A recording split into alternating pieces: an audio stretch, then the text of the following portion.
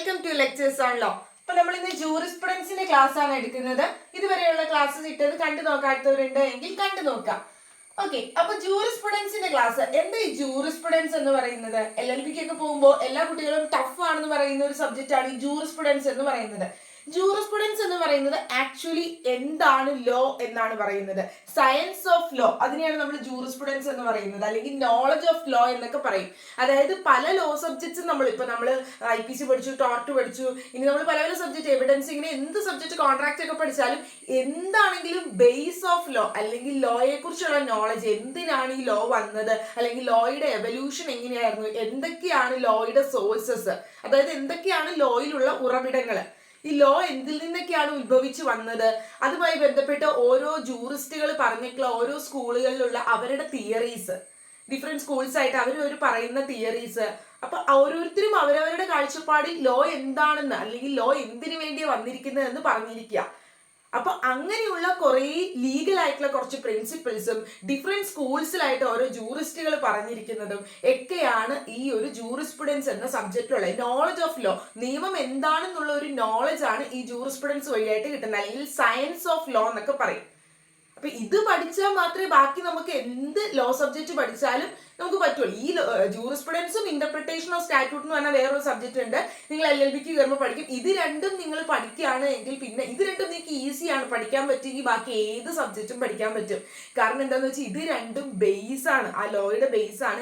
ഏത് law subject പഠിക്കുമ്പോഴും ഇതിനെ സംബന്ധിച്ച് നമ്മൾ പഠിക്കണം. കാരണം എങ്ങനെ ഒരു ലോ ഇന്റർപ്രറ്റ് ചെയ്യാമെന്നാണ് നമ്മൾ ഇന്റർപ്രിട്ടേഷനിൽ പോകുന്നത്, ഞാൻ അതിലേക്കൊന്നും പോകുന്നില്ല. ജൂറിസ്പ്രുഡൻസ് എന്ന് പറയുന്നത് എന്തിനാണ് ഈ ലോ വന്നത്, അല്ലെങ്കിൽ ലോയുടെ ഉറവിടങ്ങൾ എന്തൊക്കെയാണ്, പല ജൂറിസ്റ്റുകൾ ലോയെ കുറിച്ച് പറയുന്നതും അങ്ങനെ അതിന്റെ തിയറീസും വ്യൂ പോയിന്റ്സും ഒക്കെയാണ് ഈ ജൂറിസ്പ്രുഡൻസിൽ പറയുന്നത്. അപ്പൊ നമുക്ക് നോക്കാം, നിങ്ങൾക്ക് എൻട്രൻസ് പോയിന്റ് ഓഫ് വ്യൂലുള്ളത് നോക്കിയാൽ മതി. അപ്പൊ ജൂറിസ്പ്രുഡൻസ് എന്ന് പറഞ്ഞ ആ ഒരു വാക്ക് കേട്ടോ, ജൂറിസ്പ്രുഡൻസ് എന്ന് പറയുന്ന ഈ ഒരു വാക്ക് ഡിറൈവ് ചെയ്തത് ഉത്ഭവിച്ചു വന്നത് ലാറ്റിൻ പദമായ ജൂറിസ്പ്രുഡൻഷ്യ എന്ന വാക്കിൽ നിന്നാ. ജൂറിസ്, JURISPRUDENTIA, ജൂറിസ്പ്രുഡൻഷ്യ. അപ്പോൾ ജൂറിസ്പ്രുഡൻസ് എന്ന് പറയുന്ന ആ ഒരു വാക്ക് ഡിറൈവ് ചെയ്ത് വന്നത് ലാറ്റിൻ വേർഡായ ജൂറിസ്പ്രുഡൻഷ്യ എന്ന വേർഡിൽ നിന്നാണ്. ഈ ജൂറിസ്പ്രുഡൻഷ്യയുടെ മീനിങ് എന്താ? നോളജ് ഓഫ് ലോ, അല്ലെങ്കിൽ സ്കിൽ ഓഫ് ലോ, അല്ലെങ്കിൽ സയൻസ് ഓഫ് ലോ. ഓക്കെ, ഇത് എന്ത് ചോദിച്ചാലും സെയിം ആണ്. ലോയെ കുറിച്ചുള്ള അറിവ്, അല്ലെങ്കിൽ ലോയെ കുറിച്ചുള്ള ഒരു സ്കില്ല്, എന്താണ് നിയമം എന്ന് അറിയുന്നത്, അല്ലെങ്കിൽ ലോയുടെ ആ ഒരു സയൻസ് ഓഫ് ലോ എന്നൊക്കെ പറയുന്നത് എന്താണ്? ഈ ഒരു ജൂറിസ്പ്രുഡൻഷ്യ എന്ന് പറയുന്ന വാക്കിന്റെ മീനിങ് ആണ്. ഈ വാക്കിൽ നിന്നാണ്, ഈ ലാറ്റിൻ പദത്തിൽ നിന്നാണ് ജൂറിസ്പ്രുഡൻസ് എന്ന വാക്ക് വന്നത്. ഇതിനെ നമുക്ക് രണ്ടായിട്ട് വിഭജിക്കാം. ജൂറിസ്പ്രുഡൻഷ്യയെ ജൂറിസ് എന്നും പ്രുഡൻഷ്യ എന്ന് പറഞ്ഞു. ജൂറിസ് എന്ന് പറഞ്ഞാൽ ലോ എന്നാണ് അർത്ഥം. ഞാൻ ഇന്നലെ UBI റെമഡി ഒക്കെ പറഞ്ഞപ്പോൾ ഞാൻ ജസ് ഒക്കെ പറഞ്ഞപ്പോൾ ഞാൻ പറഞ്ഞു ലോ ആണെന്ന്. അതുപോലെ തന്നെ ജൂറിസ് എന്ന് പറഞ്ഞാൽ അതിന്റെ അർത്ഥം ലോ എന്നാണ്.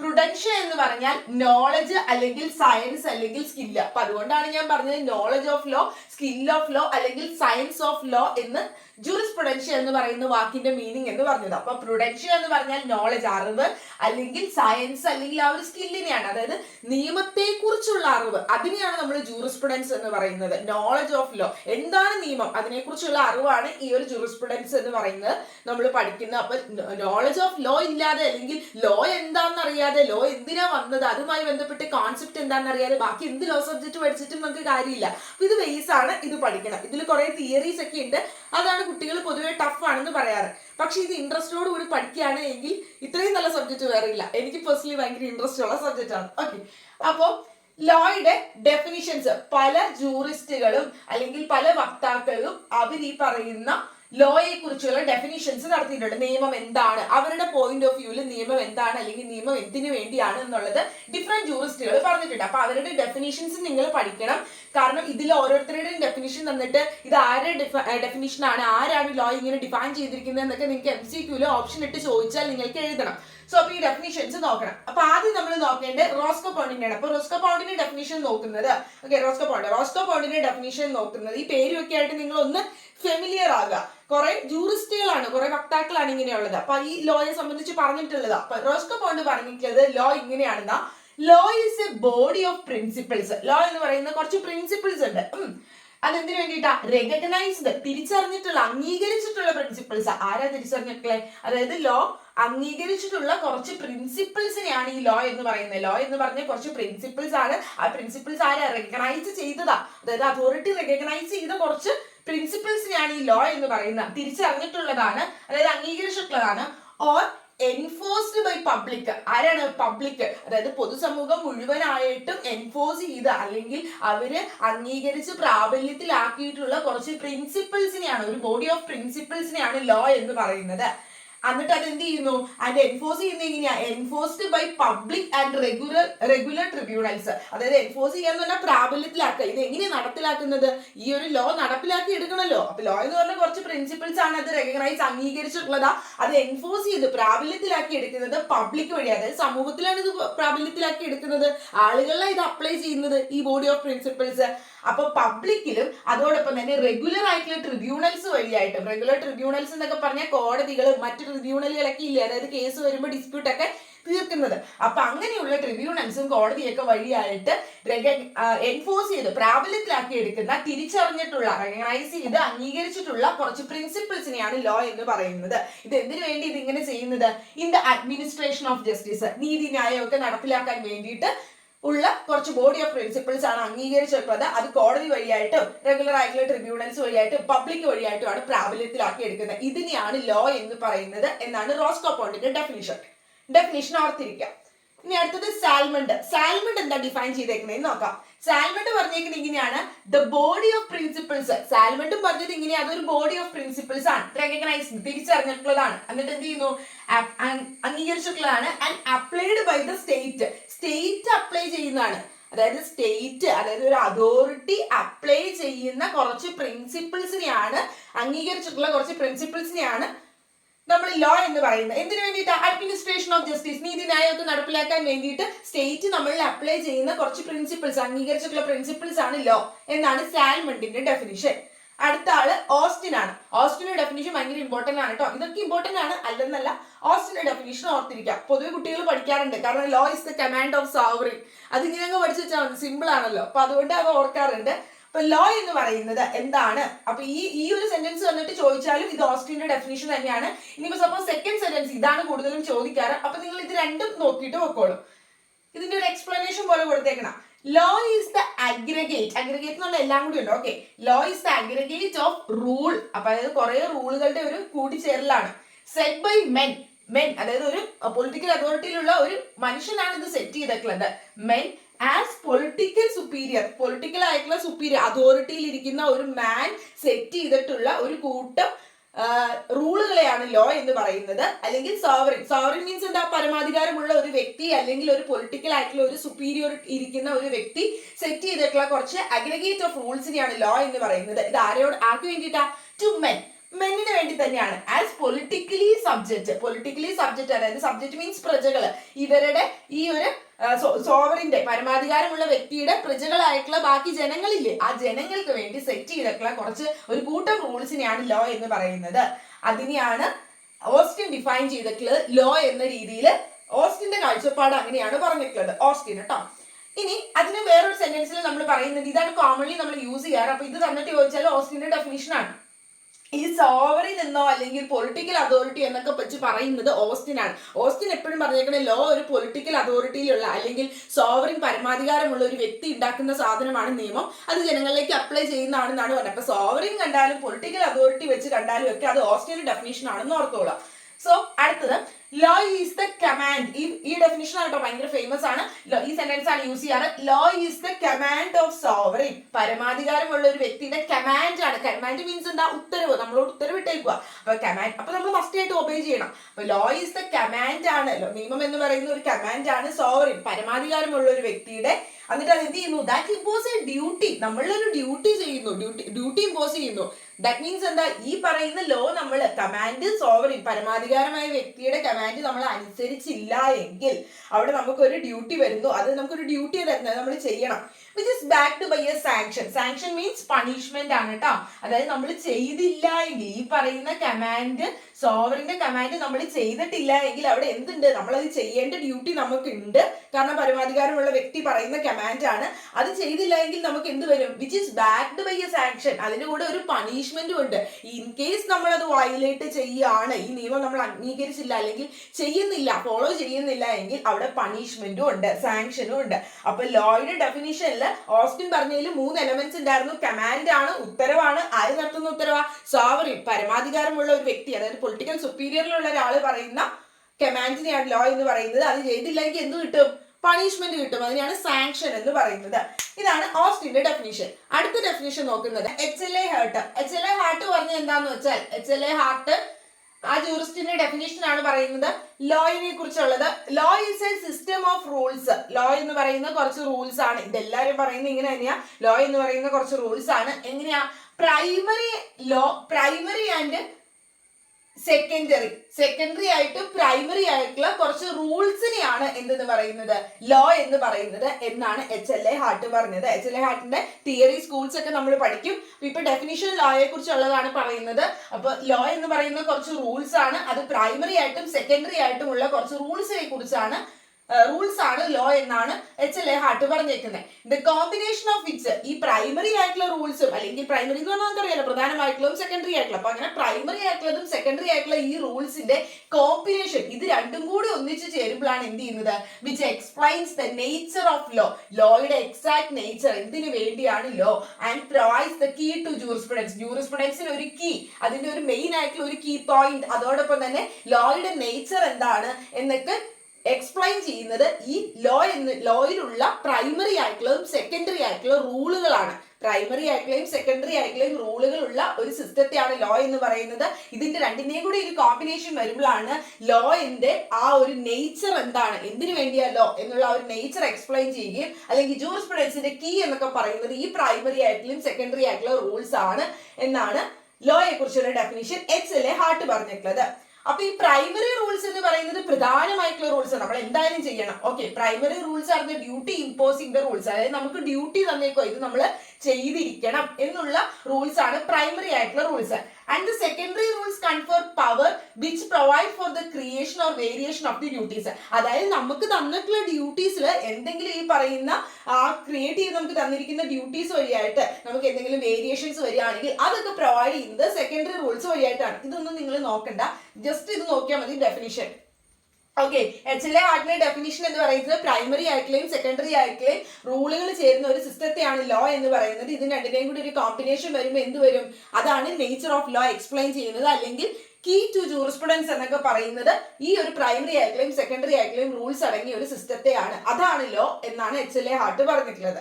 ഇനി സിസറോ പറഞ്ഞിട്ടുള്ളത്, അടുത്ത ആളുടെ പേരാണ് സിസറോ പറഞ്ഞിട്ടുള്ള ലോയുടെ ഡെഫിനിഷൻ ഇങ്ങനെയാണ്: law is the highest reason implanted in nature. അതായത് പ്രകൃതിയിൽ തന്നെ ഉള്ളതാണ്, നേച്ചറിൽ തന്നെ ഇംപ്ലാന്റ് ചെയ്ത്, അല്ലാണ്ട് ആരും ഈ പറയുന്ന അതോറിറ്റിയോ അല്ലെങ്കിൽ വേറെ ഒരു പൊളിറ്റിക്കൽ സുപ്പീരിയറോ ഒന്നും പറയുന്ന ഒന്നും അല്ല, ഒരു നേച്ചറിൽ തന്നെ ഇംപ്ലാന്റ് ചെയ്തിട്ടുള്ള ഒരു ഹൈയസ്റ്റ് റീസൺ, അതായത് നമ്മുടെ കാര്യങ്ങളും എല്ലാ കാര്യങ്ങളൊക്കെ തീരുമാനിക്കുന്ന ആ ഒരു റീസൺ, ഹൈയസ്റ്റ് ആയിട്ടുള്ള ഒരു റീസണിങ് ആണ് ഈ പറയുന്ന, അല്ലെങ്കിൽ റീസൺ ആണ് ലോ എന്ന് പറയുന്നത്. അത് നേച്ചറിൽ തന്നെ ഇംപ്ലാന്റഡ് ആണ് എന്നാണ് സിസറോയുടെ ഡെഫിനിഷൻ. സിമ്പിൾ ആയിട്ടുള്ള ഒറ്റ സെന്റൻസിലുള്ള ഡെഫിനിഷൻ. അപ്പൊ ചിലപ്പോൾ തന്നിട്ട് ചോദിക്കാൻ ചാൻസ് ഉണ്ട്, നിങ്ങൾക്ക് മാറിപ്പോരുത്. സിസറോയുടെ ഡെഫിനിഷൻ ആണിത്. ഇനി അടുത്ത് ഡ്യൂഗിറ്റിന്റെ ഡെഫിനിഷൻ എന്ന് പറയുന്ന അടുത്ത ആളാണ് DUGUIT, ഡ്യൂഗിറ്റ്. ലോയുടെ definition: law is essentially and exclusively a social fact. ഇത്ര ഓർത്താൽ മതി, ബാക്കിത്തെ ആഡ് ഓൺ ചെയ്ത് എഴുതിയേക്കുന്നതാണ്. അപ്പൊ ലോ എന്ന് പറയുന്നത് എസെൻഷ്യലി ആയിട്ടും എക്സ്ക്ലൂസീവ്ലി പ്രധാനമായിട്ടും ഒരു സോഷ്യൽ ഫാക്ട് ആണെന്നാണ് ഡ്യൂഗിറ്റ് പറഞ്ഞിട്ടുള്ളത്. അതെന്താ പുള്ളി ഉദ്ദേശിച്ചിരിക്കുന്നത്? അതായത് ലോയുടെ ഈ ഒരു ഫൗണ്ടേഷൻ എന്ന് പറയുന്നത് അവിടെ എന്താ ആവശ്യമാണ്? കമ്മ്യൂണിറ്റി, അതായത് ജനങ്ങളുടെ ആ ഒരു ആവശ്യകത അവിടെ ഉണ്ട്. അതായത് ലോ എന്ന് പറയുമ്പോൾ ഒരു പൊളിറ്റിക്കൽ സുപ്പീരിയർ അവിടെ ഇരുന്ന് പറഞ്ഞാൽ മാത്രം പോരാ. അപ്പൊ ഇവരൊക്കെ എന്താ പറഞ്ഞിരിക്കുന്നത്? ഡ്യൂഗിറ്റിലേക്ക് വരുമ്പോഴേക്കും ഡ്യൂഗിറ്റ് പറയുന്ന സോഷ്യൽ ഫാക്ട്, അവിടെ കമ്മ്യൂണിറ്റിക്ക് പ്രാധാന്യമുണ്ട്. അപ്പൊ പുള്ളി പറയുന്ന ലോയുടെ ഒരു ഫൗണ്ടേഷൻ അല്ലെങ്കിൽ ഒരു അടിസ്ഥാനം എന്നൊക്കെ പറയുന്നത് എന്താണ്? എസെൻഷ്യലി ആയിട്ടും അവിടെ കമ്മ്യൂണിറ്റി ലൈഫ് ആണ് വേണ്ടത്. And it can be exist only when men leave together. മനുഷ്യർ ഒന്നിച്ച് ജീവിച്ച് അവിടെ ഒരു കമ്മ്യൂണിറ്റി ലൈഫ് ഉണ്ടെങ്കിൽ മാത്രമേ അവിടെ എന്തുണ്ടാവുള്ളൂ? ലോ ഉണ്ടാവുള്ളൂ. അതായത് മനുഷ്യർക്ക് ഈ പറയുന്ന കാര്യങ്ങളിലെല്ലാം നടത്തിപ്പിനും റെഗുലേഷൻസിനും കണ്ടക്ടിനൊക്കെ വേണ്ടിയിട്ടാണല്ലോ ലോ. അപ്പൊ അതുകൊണ്ട് തന്നെ മെൻ അവിടെ ഒന്നിച്ച് ജീവിച്ചില്ല, അങ്ങനെ ഒരു കമ്മ്യൂണിറ്റി ലൈഫ് ഇല്ല എങ്കിൽ ലോ അവിടെ ഉണ്ടാകില്ല. ലോയുടെ ഒരു ഫൗണ്ടേഷൻ എന്ന് പറയുന്നത് തന്നെ ഇങ്ങനെ ഒരു കമ്മ്യൂണിറ്റി ലൈഫ് ആണ് എന്നാണ് ഡ്യൂഗിറ്റ് പറഞ്ഞിട്ടുള്ളത്. അപ്പൊ law is essentially and exclusively a social fact എന്നാണ് ഡ്യൂഗിറ്റ് പറഞ്ഞിട്ടുള്ളത്. അപ്പൊ the sovereign is not above, അല്ലാണ്ട് ഈ പരമാധികാരമുള്ള ഒരു വ്യക്തി അവിടെ ഇരുന്ന് പറയുമ്പോൾ അവര് എന്തല്ല ലോയ്ക്ക് എബോ അല്ല, അവരും എന്ത് ചെയ്യണം, ഈ ലോ അനുസരിക്കണം എന്നാണ് ഡ്യൂഗിറ്റ് പറഞ്ഞത്. The sovereign is not above the law but is bound by, bound എന്ന് പറഞ്ഞാൽ എന്താ, നിർബന്ധിതനാണ് അത് ഫോളോ ചെയ്യാനായിട്ട്. അതായത് സമൂഹം ഫോളോ ചെയ്യുന്ന പോലെ തന്നെ ഈ പരമാധികാരമായ വ്യക്തിയും നിയമം ഫോളോ ചെയ്യണം എന്നാണ് ഡ്യൂഗിറ്റ് പറഞ്ഞിട്ടുള്ളത്. പറഞ്ഞിട്ടുള്ള ഡെഫിനിഷൻ എന്താണെന്ന് വെച്ചാൽ law is the art and science of what is equitable and good. അതായത് നമുക്ക് എന്താണോ ഗുഡ് ആയിട്ടുള്ളത് അല്ലെങ്കിൽ ഇക്വിറ്റബിൾ ആയിട്ടുള്ളത് അതിനെ സംബന്ധിച്ചുള്ള ഒരു സയൻസ് അല്ലെങ്കിൽ ഒരു ആർട്ടാണ് ലോ എന്ന് പറയുന്നത്. പുൽപ്പിയുടെ ഡെഫിനിഷനും ഓർത്ത് വെക്കുക. അടുത്തത് സിമ്പിൾ ചെറിയ ഡെഫിനിഷൻസ് ആയതുകൊണ്ട് നിങ്ങൾ ഇത് കാണപ്പുറം പഠിക്കണ്ട, ജസ്റ്റ് ആരാണ് ഈ ഒരു ഡെഫിനിഷന്റെ സ്ട്രക്ചർ ഒന്ന് മനസ്സിലാക്കി പോവുക. ഓപ്ഷനിൽ തരുമ്പോൾ എഴുതണം, ആരോ ഡെഫിനിഷനാ തരുന്നതെന്ന് പറയാൻ പറ്റില്ല. കോമൺലി ഞാൻ ആദ്യം പറഞ്ഞ ഡെഫിനിഷൻസ് ഒക്കെയാണ് ആദ്യം ചോദിക്കാറ്. ആ ഒരു എച്ച്.എൽ. ഹാർട്ട്, റോസ്കോ പൗണ്ട്, അതുപോലെ തന്നെ ഓസ്റ്റിൻ, സാൽമണ്ട് ഇവരുടെയൊക്കെയാണ് ചോദിക്കാറ്. പക്ഷെ എങ്ങാനും ചെറിയ ചോദിച്ചാലും ഇങ്ങനെയുള്ള ചെറുതൊക്കെ ആയതുകൊണ്ട് ചോദിച്ചാലും നിങ്ങൾ എഴുതണം, മാറിപ്പോരുത്. അപ്പൊ അതുകൊണ്ട് ഡെഫിനിഷൻസ് നോക്കി പോകാം. ഇനി പാറ്റേൺ ഡെഫിനിഷൻ വരുന്നത് law may be shortly described in terms of legal order tacitly or formally accepted by a community. അതായത് ഒരു ലീഗൽ ആയിട്ടുള്ള ഓർഡറിനെയാണ്, അതായത് ഷോർട്ട്ലി ചെറുതായി ഡിസ്ക്രൈബ് ചെയ്തിട്ടുള്ള ഒരു ലീഗൽ ആയിട്ടുള്ള ഒരു ഓർഡർ ആണ് ഈ പറയുന്ന ലോ എന്ന് പറയുന്നത്. അത് ആര് അക്സെപ്റ്റ് ചെയ്യുന്നു, കമ്മ്യൂണിറ്റി, ജനങ്ങൾ അക്സെപ്റ്റ് ചെയ്യുന്നതാണ്. ഫോർമലി ഒരു ഫോർമാലിറ്റിയുടെ അണ്ടറിൽ അവർ അക്സെപ്റ്റ് ചെയ്യുന്ന, എല്ലാവരും അക്സെപ്റ്റ് ചെയ്യുന്ന ആ ഒരു ലീഗൽ ആയിട്ടുള്ള ഓർഡറിനെയാണ് ലോ എന്ന് പറയുന്നത് എന്നാണ് പാറ്റേണിന്റെ ഡെഫിനിഷൻ പറഞ്ഞിട്ടുള്ളത്. അപ്പൊ ഇത്രയുമാണ് ലോയെ പറ്റി ഡിഫറെന്റ് ആയിട്ടുള്ള ജൂറിസ്റ്റുകൾ ഡിഫൈൻ ചെയ്തിട്ടുള്ളത്. ഇനി നമ്മൾ നോക്കുന്നത്, നമ്മൾ പഠിച്ച സാധനം എന്താ, ജൂറിസ്പ്രുഡൻസ്. അപ്പൊ ആ ജൂറിസ്പ്രുഡൻസ് എന്ന് പറയുന്ന ഈ ഒരു സബ്ജക്ട്, അപ്പൊ ജൂറിസ്പ്രുഡൻസ് എന്ന് പറയുന്ന ഈ ഒരു വാക്കിനെ പലരും ഡിഫൈൻ ചെയ്തിട്ടുണ്ട്. അപ്പൊ ഇതിന്റെ ഡെഫിനിഷനും ചോദിക്കാൻ ചാൻസ് ഉണ്ട്. അപ്പൊ ലോയുടെ ഡെഫിനിഷൻ നമ്മൾ പറഞ്ഞത്, ജൂറിസ്പ്രുഡൻസിനെ ഇനി പല ജൂറിസ്റ്റുകളും അല്ലെങ്കിൽ പല വക്താക്കളും ഇതേപോലെയുള്ള ഫിലോസഫേഴ്സും എങ്ങനെയാണ് ഡിഫൈൻ ചെയ്തിട്ടുള്ളത് എന്ന് നമുക്ക് നോക്കാം. പല ജൂറിസ്റ്റുകളും അവര് ഡിഫൈൻ ചെയ്തിരിക്കുന്നതാണ് എന്താണ് ജൂറിസ്പ്രുഡൻസ് എന്ന്. അപ്പൊ ആദ്യം നമ്മൾ ഓസ്റ്റിന്റെ ഡെഫിനിഷൻ ആണ് നോക്കുന്നത്. നേരത്തെ നമ്മൾ നോക്കിയത് ലോയുടെ ഡെഫിനിഷൻസ് ആണ് കേട്ടോ. ഇത് ജൂറിസ്പ്രുഡൻസിനെ ഡിഫൈൻ ചെയ്തിട്ടുള്ളതാ. ഓസ്റ്റിൻ പറയുന്നത്, Austin refers to the jurisprudence as the philosophy of positive law.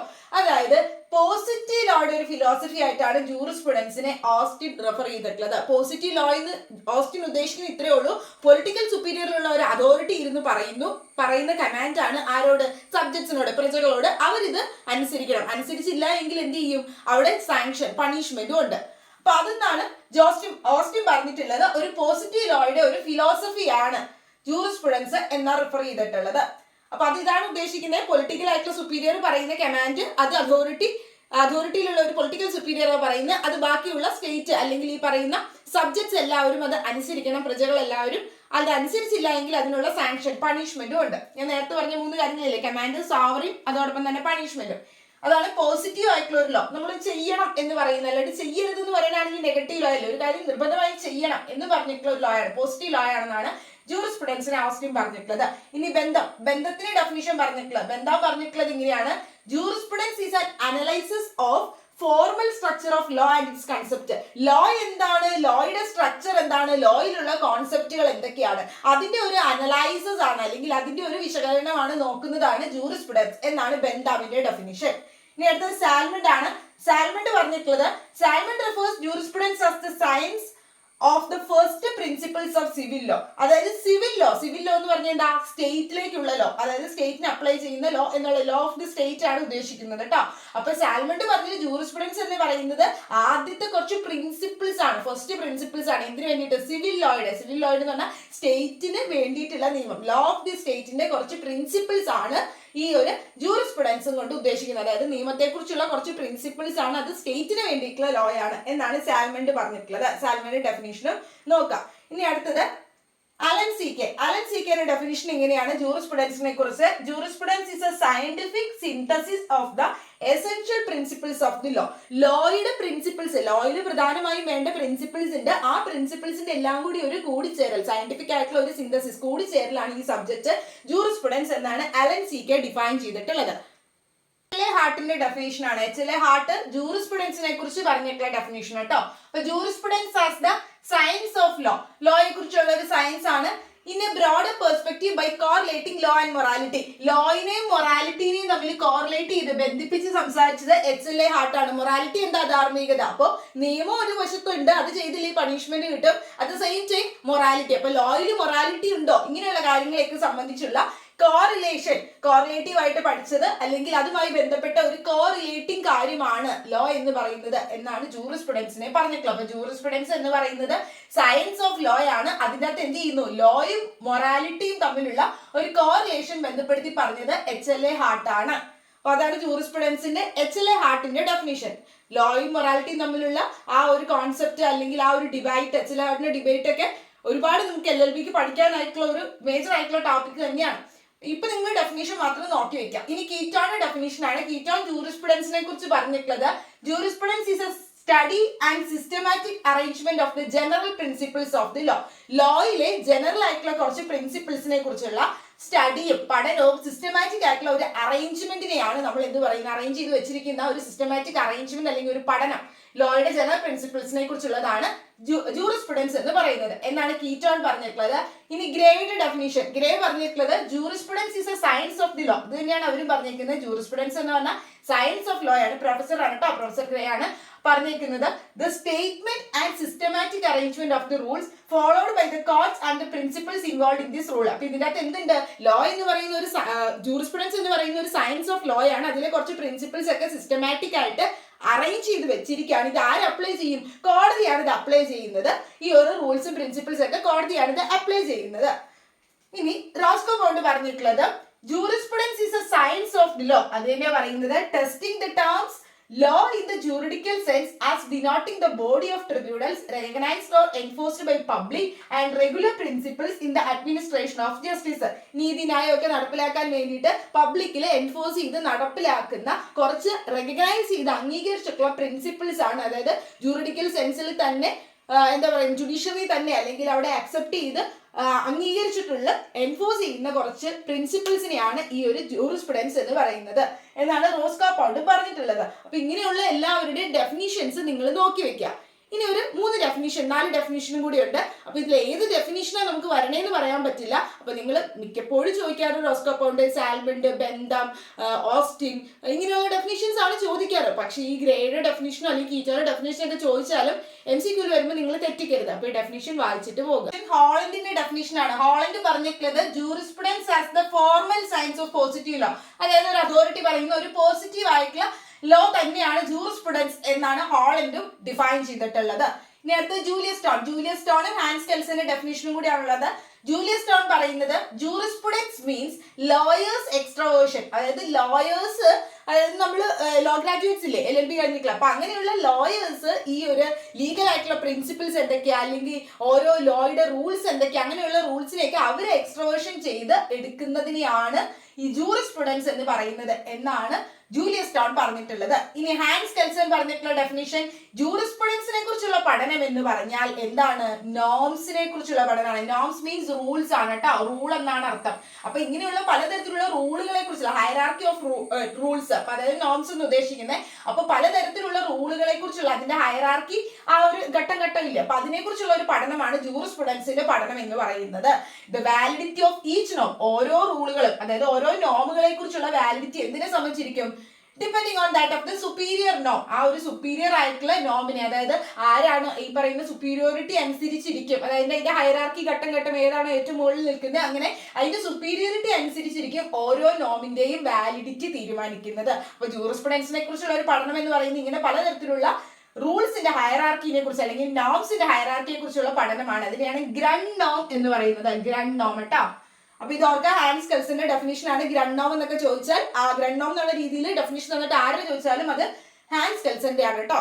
അപ്പൊ അങ്ങനെ എഴുതുക. അപ്പൊ ഇത്രയുമാണ് ജൂറിസ്പ്രുഡൻസ് എന്താണ്, അതിന്റെ മീനിങ് എന്താണ്, ആ വേർഡിന്റെ ഇത് എന്തിനു വേണ്ടിയാണ് നമ്മൾ പഠിക്കുന്നത്. ആൻഡ് ഓൾസോ ജൂറിസ്പ്രുഡൻസിന്റെ പല ജൂറിസ്റ്റുകളും പറഞ്ഞിട്ടുള്ള ഡെഫിനിഷനും ലോയെ കുറിച്ച് പല ജൂറിസ്റ്റുകളും ഡിഫൈൻ ചെയ്തിട്ടുള്ള. ഇതിൽ ഡെഫിനിഷൻ പാർട്ടിയിൽ നിന്ന് എപ്പോഴും ക്വസ്റ്റ്യൻ ജൂറിസ്പ്രുഡൻസിൽ ചോദിക്കാറുണ്ട്. തന്നിട്ട് ഏതെങ്കിലും ഡെഫിനിഷൻ തന്നിട്ട് കുറെ ഓപ്ഷൻ തരും എന്നിട്ട് എഴുതാനായിട്ട്. അപ്പൊ നിങ്ങൾ ഈ പോർഷൻ സ്കിപ്പ് ചെയ്യാതെ പോവുക.